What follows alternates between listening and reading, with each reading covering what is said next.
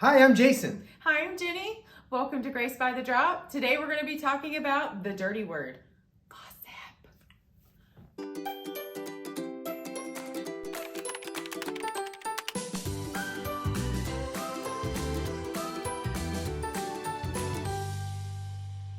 Life and death are truly in the power of the tongue. Ooh, yes. And gossip destroys. It is. Has Why? death all in it. Do you want to know why? Why? Because it's dirt. Ooh. Yes. And if the dirt's in your head, I guarantee you it shouldn't be there, and it certainly shouldn't be coming out of your mouth. We've all experienced gossip, whether Sadly. it's outside of church or inside the church. Whether it's men or women, clergy or laity, Yes. doesn't matter. Everybody has experienced gossip. If you've been in a relationship, you've been in one of these circumstances. I think I had been saved for about 5 minutes before I experienced gossip in the church. That's not nice. It was probably more than 5 minutes, but I guarantee within the first month of being a Christian, I was in the pastor's office asking him the question, why should I come to church if I deal with the same stuff inside the church that I dealt with before I was a Christian? That's really true because relationships are in a church body and outside of a church body. Right. And the body is the sanctified community. That's what we're going to look for today, is how to become sanctified in this issue. Yes, and I think that's a wonderful place to start because whether you've been a victim of it or you've partaken in it, whether knowingly or unknowingly, there's all kinds of circumstances. And let's be honest, the devil's in the details. Details matter. So I think we should ask ourselves things like, when someone tells me something, is it something anyone else needs to know? And I just assume that when somebody tells me something, unless they say, share this, that it's one-on-one, that they have no need to know. That includes small groups, Bible studies, and life groups. When somebody shares something, we should just assume that no one else needs to know that information. True. Unless they're asking us to share it. It's in a private setting, they're with people, and they're believing that they're in a safe place and a wholesome environment.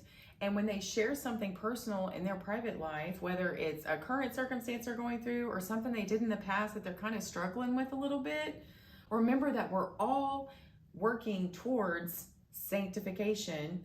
And in our journey, there's going to be old stuff we deal with, new stuff we deal with, but that doesn't mean that it needs to be shared outside of that safe circle with other people. Each one of us need to begin to build our safe circle.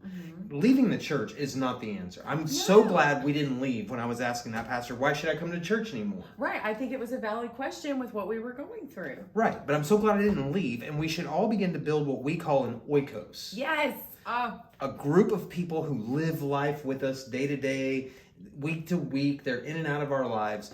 And those are the people that we can trust. You should begin to build up fellowship with individuals. We talked about accountability partners. I was going to say, yes, and mentorship, things like that. There are safe people that are out there that are in your personal oikos. We can protect ourselves in new relationships, in new small groups, by asking people to pray for us without releasing a lot of details. Yes. Finding out, are they keeping the cloisteredness of the group? So when you first join a church, when you first meet a new person or join a new life group, you should slowly evaluate the cloisteredness of the group. I agree. We've all been in circumstances, as we said, if you're in a relationship or have communications with any other human being, misunderstandings and miscommunications come up all the time. But you certainly should be prepared in advance, if you can, to have a proper response to certain things or questions. If you're sharing something, like you said, if you're praying about something, you don't have to divulge the backstory to everything if it's not necessary, or to get the details. You should always feel comfortable in sharing things in a safe environment, as you said, in that cloistered group of people. And as you get to know them, you'll start hearing their stories about different experiences, and you'll soon come to find, hopefully, this is the group I was meant to be in because I know that God put me here. I like that. Me too. Another facet of the gossip issue is from the leadership side. Oh.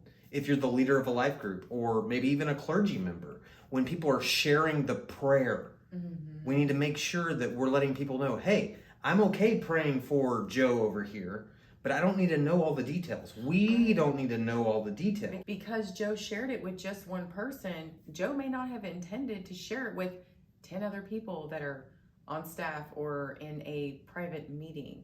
Leadership is a huge responsibility. And so one day we will answer to God for the things that we share that we shouldn't have shared with other people. Right. And I want to talk about the sanctification of this. Okay. When we discussed sanctification, we talked about changing our mind about something. Okay. Not just saying I shouldn't do that anymore, or I'm sorry. It's actually about changing our mind. If we truly believe that God knows everything, God knows the needs of the people that we're praying for. Yes, he does. So I don't need Praise the the details Right. to pray for that person. Absolutely. And so we can say, hey, you don't need to give me all the details. I think we would be better off as a church if we said that more often. Hey, I don't need your details. I'll pray for you. Yes. Because I can pray for you without knowing the details because he Yes. knows the details. Yes. So I would like to share something with victims of gossip. It was not okay for those things to be shared. And I'm Right. sorry if you were a victim of gossip. Yeah. However, that does not mean that you are not called to be a member of the body. Speak with that person, talk with them, communicate. Communication is key in everything. And even if they don't apologize or don't feel like they did anything wrong or deny what happened, the bottom line is God heard your prayers. God is there for you, and God will help you navigate through this process. You Absolutely. don't need to go back to that person if they were a mentor or you were in a Bible study with them. I know that men and women alike suffer from being victims of gossip. Mm-hmm. And it's a tragedy. It is. We're all human. We all make mistakes. I've done it myself, sometimes knowingly, most times not knowingly. And I have gone to those people and apologized. Absolutely. I've done it. The way that we should deal with being a victim of gossip is Matthew 18.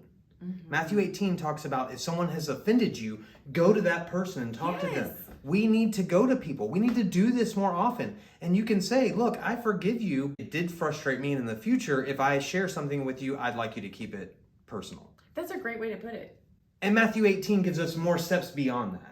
Most of the time, that's going to take care of the issue, though. Right. Most of the time, people are going to go, look, I didn't know that I offended you. I didn't even think about that. Like you said, a lot of people do this unknowingly. And so they're going to be like, I'm sorry. And if that doesn't happen, there are other steps. You bring somebody else. You try to get their attention. You bring it before the church. You do church discipline. Well, and God put those parameters in place for our own well-being because there are freedom in these boundaries because it's protection for that relationship in the body. God wants truth in the body, yet not everybody needs every piece of truth about me.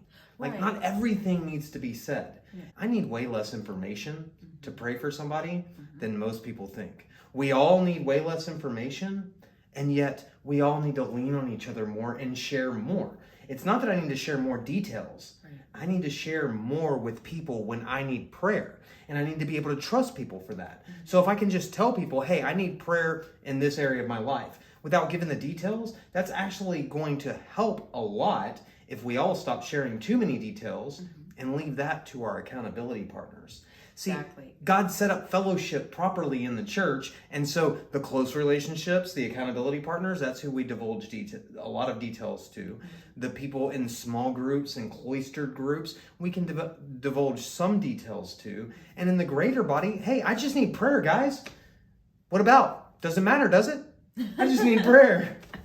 Well, a lot of people would just say, I need unspoken prayer. Right. And I honestly don't like that term. I need unspoken prayer. Well, I want your prayer spoken, Right. but I don't need the details or the information. I just need prayer about some areas in my life that I'm struggling with. And as you said before, God knows what those are. Exactly. So it's okay.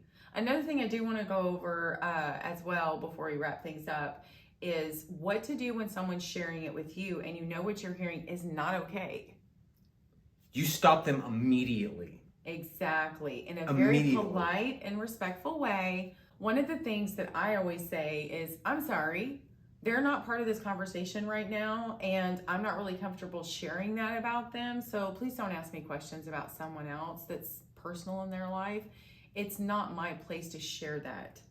And if you're on the other side of it, I think it's, hey, hold on real quick. I'm not sure I need to know that information, but I guarantee I'll be praying for that person. Exactly. And that just kind of ends it there. It's very polite. I've never had someone push back against me when I've given them those types of responses. I'm not comfortable with this. I'm not really interested in talking about this right now. I'm tired, it's been a long day. I mean, there are so many things that you can use to back out of that conversation and get away from those types of topics in conversation without harming your relationship. Right. The other person may be asking about someone, even to you, a friend, and they're genuinely asking because they're concerned about them. However, the best response should be, I think you're going to need to talk with them about that. I'm sorry, I'm not privy to that information. Gossip is a huge issue, and we could sit here for 2 hours and chase bunny trails down what we've seen, what we've experienced, who's gotten hurt. We don't need to do that. No. I believe that we've made it simple and clear that gossip is absolutely unacceptable, that we have simple ways to keep things close to our vest, that you should have accountability partners. Seek those people out who will keep your confidences and will help you and listen to you and allow you to spill the beans. In a safe place, in a secure environment with people you trust and know you and desire for your well-being in your journey with God. Something additional I would like to add with what you're saying before we close here is that praying for the other person who is talking about the gossip has always been very helpful for me, because sometimes in my head a few minutes later or a little while later, I'm like, that was really rude of them. I don't want to judge that person either. I don't. And so I simply say a prayer for them. Lord, please give them what they need. And I move on. I let it go. I don't worry about it. They're cared for. And honestly, it feels good to do the right thing because that person needs prayer too. There's no way to make the subject of gossip simple and clear. There's no way to make it simple and clear. No. It's all mud. It's all mud. It's all muddy. Mud. But hopefully you have a better grasp on how to deal with gossip. Yes, and whether navigate. you're on the receiving end or whether you've slipped into gossip at some That's point. true. If you have more questions or more specific questions about gossip, please put those in the comments below, Yes. and we will answer them in a future video. If you'd like to learn more about Grace by the Drop, please visit our website, gracebythedrop.com. And please ensure to like, subscribe, ring the bell. If this was helpful to you, please ensure to share it with a friend. And we'll see you in the next video. Yes. Bye.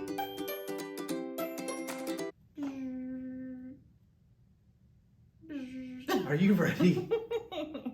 Yes.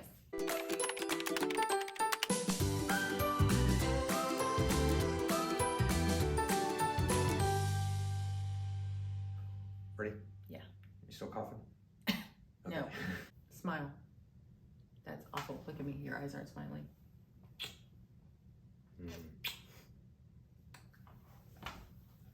That's better already. I can tell. You're welcome.